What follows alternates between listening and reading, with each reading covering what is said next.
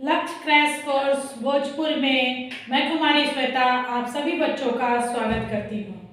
बच्चों, मैं आपको अर्थशास्त्र विषय का 5 अध्याय अभी तक पढ़ा चुकी हूँ और आज मैं आपके सामने अर्थशास्त्र विषय का 6ठा अध्याय वैश्वीकरण लेकर के आई हूँ और इस चैप्टर से जितने भी महत्वपूर्ण प्रश्न है उस पर मैं एक एक करके चर्चा करूँगी।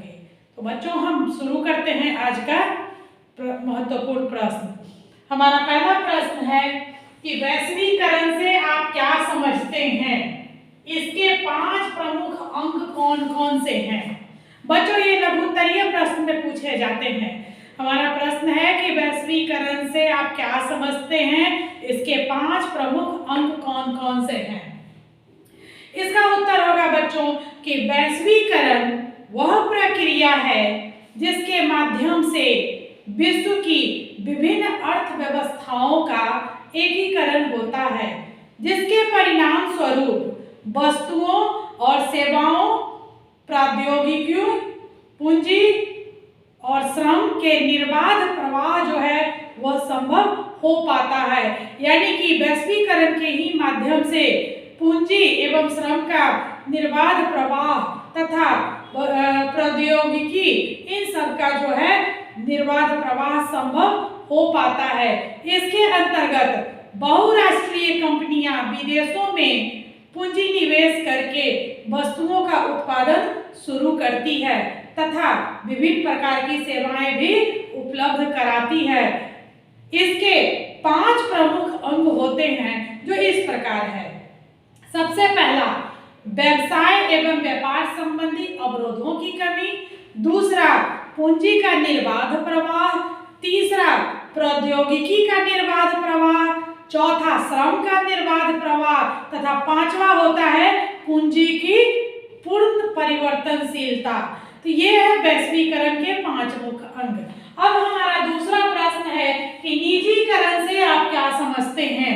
बच्चों, निजीकरण का मतलब क्या होता है? इसका उत्तर होगा कि निजीकरण का अर्थ निजी क्षेत्र द्वारा सार्वजनिक क्षेत्र के उद्यमों पर पूर्णतः अथवा आंशिक स्वामित्व प्राप्त करना तथा उनका प्रबंधन करना होता है। आर्थिक सुधारों के अंतर्गत भारत सरकार ने सन 1991 में इस नीति की शुरुआत की थी। स्पष्ट हो गया बच्चों?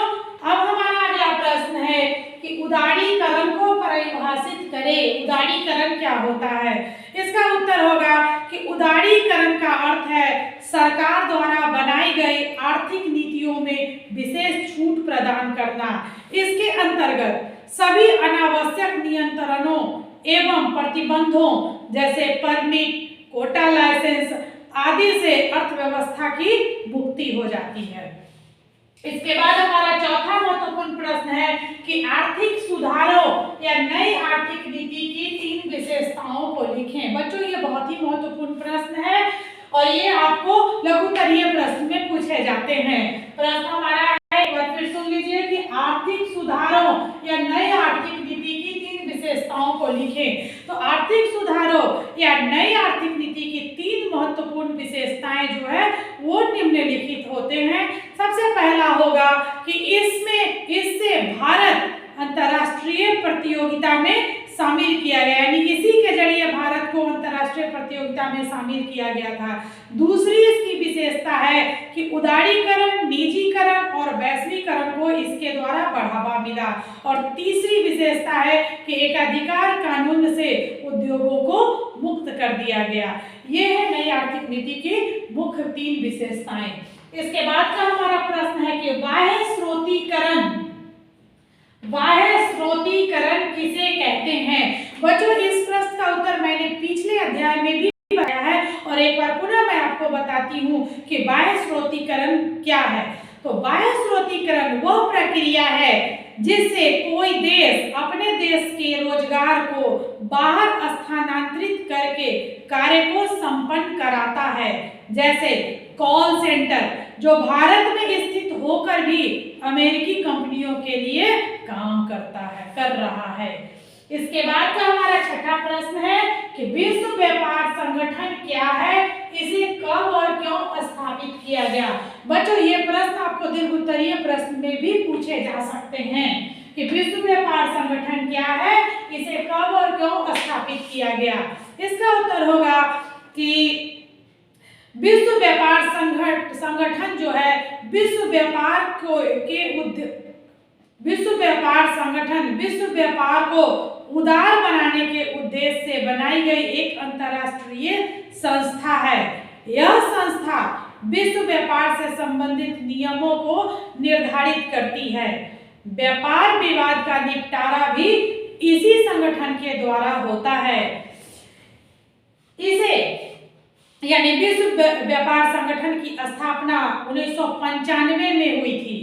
द्वितीय विश्व युद्ध के साथ यानी द्वितीय विश्व युद्ध के समय विश्व के प्रायः सभी देशों में विदेशी